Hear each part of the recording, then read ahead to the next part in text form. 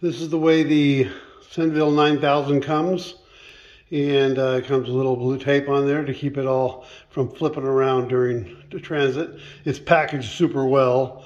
It's all in the foam and cardboard and all that stuff. This is just taken out of the box and just fantastic. So far, so good, man. Looking great. Can't wait to get started. Super excited. Upon opening it, I noticed that I tried these little tabs right here are keeping it from moving. So what they do is, you can see how it latches. Let's see if I can show you real quick. See how it latches right there? And it goes in, and you just pop them off. That's what holds it. So it's just a little bit of movement here, and that's what undoes it. So that way it allows it to freely go all the way open. You'll notice it only goes over about 6 inches until you do that. So there's one on each side, and the little latches are just, they hold on, but you can see they don't really do anything. So you're not going to break it. You just be careful with it and pop it off, and it'll pop right open and be open at 90 degrees.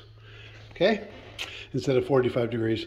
It's normally 45 degrees is probably sufficient to pull your vents and clean them out. You know, just pull them up like that and pull them out.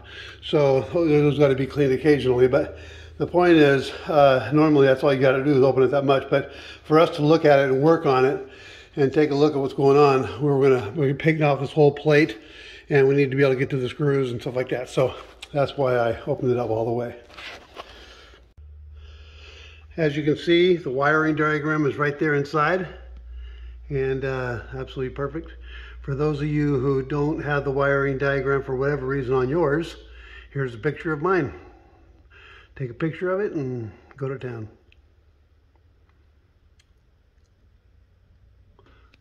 There you go. Anyway, so it works out perfect, and we'll keep proceeding.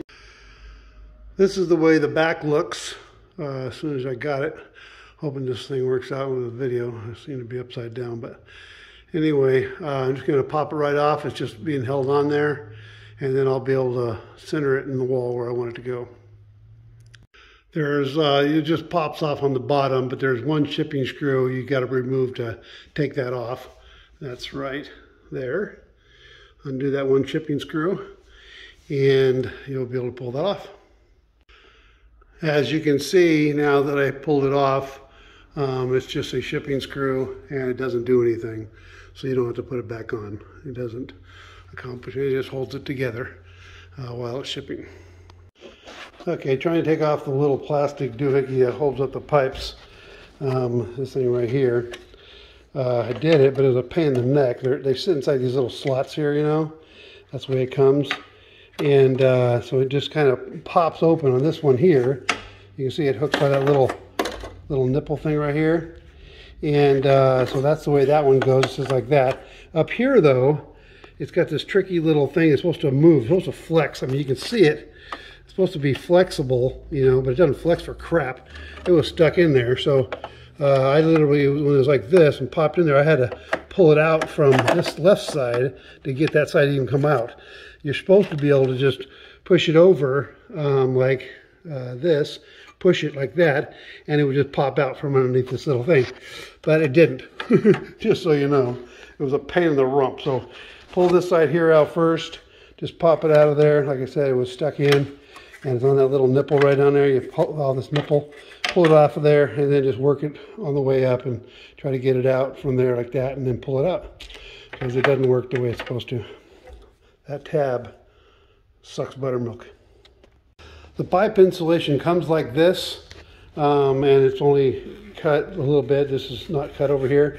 I'm going to go ahead and continue. Don't cut the pipe, because you'll score it and then screw it up. But just kind of pull it back like I'm doing like this. You know, just work your way back, pull it back, and get it exposed so you can see it when you go to turn your pipe. Okay, so you can see whether you're bending it or not. Okay, so we'll get them both cleared out of there, and I'll show you that in a second. So as I said, just pull the insulation back a little ways so now you can see the pipes. And so when you go to turn it, you'll be able to see what you're doing, see if everything stays copacetic. Okay? And then we'll just, after we're ready, we get them all set up the way we want to go out the wall. Then we will put the pipe back on, wrap it up, and tape it up. Okay? But this is just temporarily, so we're not doing it blind. Okay, those blue lines show you where 16 inches on center is. If you have a wood framed house, good chance you have 16 inch on center studs. And that's what those two represent right there. I happen to have those right over my studs. So, and this happens to be pretty close to center of where it's going to be. It's going to be right above this bed. Pretty close to there. It's off a little bit. And I'm not anal about it. It's actually the light and the skylight actually lined up pretty close with it. But I'm not anal about it anyway, so I don't care. But if you are anal about it, or you're working with somebody who is, I won't mention who it could possibly be, but if you have somebody like that in your life, this thing does shift a little bit.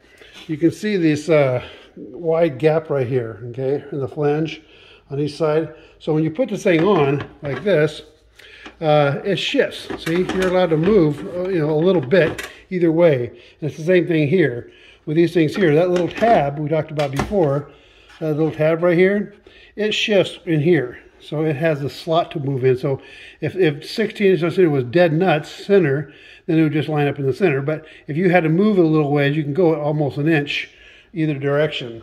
Okay, so you do have a little bit of play, not much, but beats the heck out of nothing. And so I'll be able to take that and shift it a little bit to the right and have it more centered with the bed. But like I said, I don't care. It doesn't bother me none. All right, anyway, so if you care, that's what you get to work with. You have a little bit of shifting, but you definitely want to hit your studs. If you don't want to hit your studs and you just have to have a dead nut centered, then you have to use something like these here. These are butterflies, and so you simply put them through the drywall and you cinch the thing up with those. So you get 4 of those. If you have no place to put studs, that's stupid, but use that. I would say no matter where you put it, you always be able to hit 1 stud. So that's why I brought 2 of those with me, just in case I was concerned about it, but I'm not. So I'm not going to use them. I'm just going to find the studs. That way it's for sure secure, totally awesome. Don't have to depend on anything because it goes right into wood, okay? And you're going to use nice fasteners. I'll bring the fasteners next time I come. And we're just going to put them in there. So what I'm going to do is show you on this where your thing lines up at. This is on the wall right here. So if this is on the wall, you can see I haven't marked. That right there is 16 inches on center on these frames. This is the 9000. I don't know anything about any other one, but the Senville 9000 is these marks there, okay? And then they don't have a bottom one, they have a slot. So that slot is 16 inches on center also, okay? So that's why I marked it on the bottom. Same thing here on this one here. I marked it on the bottom. It lines up with the top, okay? So anyway, so you can put in 4 screws at the top. For sure, you can throw in 4 screws. There's 2 there and 2 there if you're so inclined. This thing's going nowhere, and you don't have to even put anything on the bottom, but what the hell, they're there. Might as well toss in a screw on each side. And this thing is just secure as can be, okay? And I'll put them up, and you'll be able to see it. And so anyway. Okay, you're supposed to mount it 6 inches away from the ceiling. You can see I have it marked 6 inches right there at that line. So I'll just hold the top of the flange, the top of the tabs of the flange at that 6 inch mark. I'm not sure why, maybe it's to put it on. I really don't have any idea, but because they say minimum 6 inches from the ceiling, there you go. Okay, to set it, again, you use those, you can use tape like I did or just make little marks, you know. I'm just showing you the tape in case you didn't know that studs came 16 inches on the center. So that was the point of that. I have told you where to put the screws. 16 inches in, they worked out perfectly.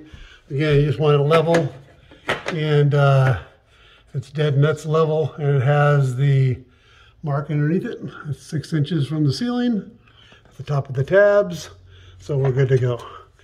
And that's the unit. I'll go ahead and put a few more screws in right where I told you to put them, and we'll move on. Okay, as far as drilling my hole, the instructions say for this type, it is right here. You can see here it says 5 and 0.35, so 5 3/8, I guess. I mean, what the hell, where do you get that from? But anyway, 136 millimeters to be exact. But anyway, look like 5 3/8 because it's not a quarter, it's not a half. So go with that, 5 3/8, and and then 2 inches up from the bottom. Okay, so we got 2 inches up from the bottom here, the thing. So I'm going to go with that. Mine was off a little bit. I had measured without using the book. I never use instructions, and so I thought it should be right here. Okay, but it's over about a 1/4 inch more or 1/8 inch more to the left, and it's down about a 1/2 inch. So maybe I was off a hair, whatever. And so anyway, so 2 inches up from the bottom. So 2 inches up from the bottom, that's right there. And then 5 3/8 from the center line of here, the center line of your screws. So center line 5 3/8, that's your hole to drill. Okay, drill the proper hole and we'll be set. You're going to be using this through the wall. It has those little scored areas, so if it's too long, you can just clip it off at each one of those lines, supposedly. We'll see how that goes if I need it. And it's 2 7/16, okay, measured across. And so I'm going to go with a 2.5 inch hole saw. And, you know, that's just going through drywall, that's all. And then when I get to the outside, I have cement siding, so I have to do something different. If you have wood, you can use the same hole saw.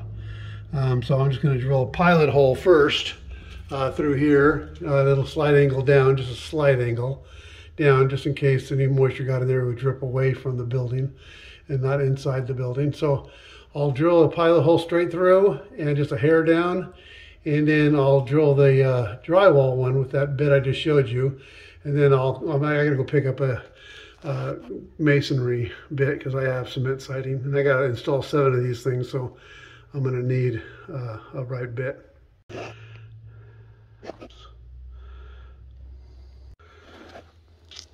Okay, when you do the electrical, you feed it through the back, you know, and then you're going to go in here and put it red, black, white.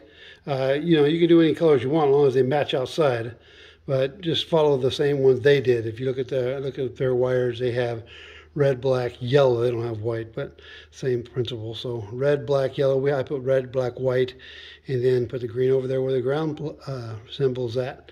And then when you get outside, again, number 1 will be red, black will be 2, and white will be 3. As long as you do that same thing outside, you're fine. Okay? That's the end of that.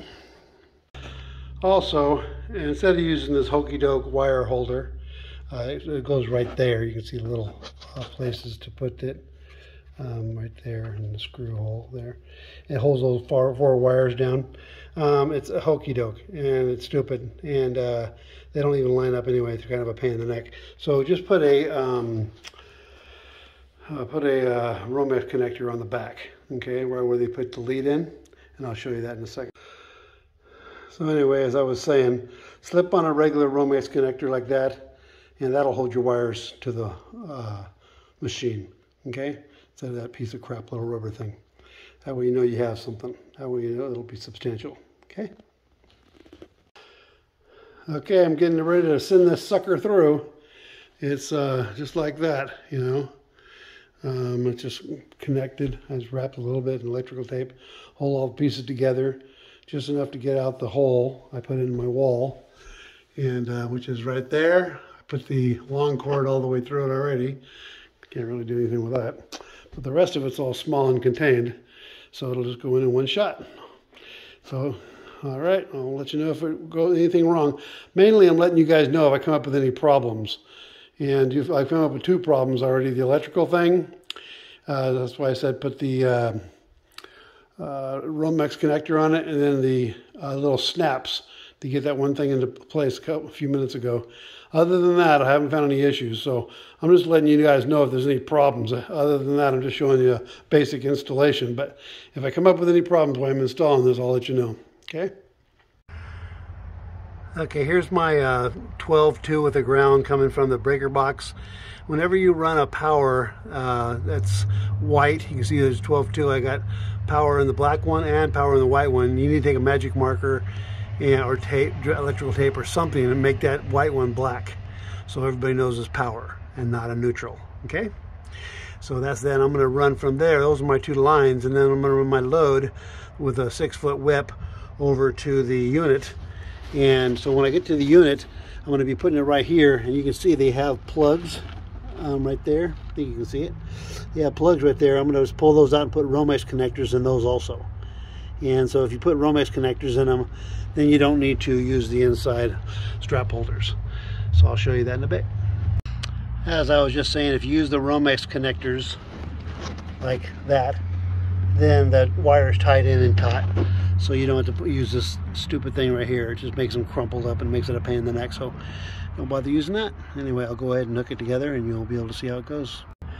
Okay, do yourself a favor when you go to put these wires on from the power box. You get a couple connectors like this, you know, and put them on, because that's just the kind of thing they have, the kind of feed they have here. Okay, so instead of trying to just feed regular wire up into those slots, total pain in the neck, just get yourself some clips and put them on there. Okay, that's what it looks like. Anyway, so here we got we looked over, we saw the two in the middle. I'm gonna get that white one painted black with a magic marker here in a minute. And then I get in the two, this is the line, and then on the outside of each side it's the load that comes from the air conditioner. Okay, so that's where you set up the breaker box. And then when it comes over to here, we're going to put the doesn't matter what color goes where on the L1 and L2. That's your line 1 and line 2, or load 1 and load 2.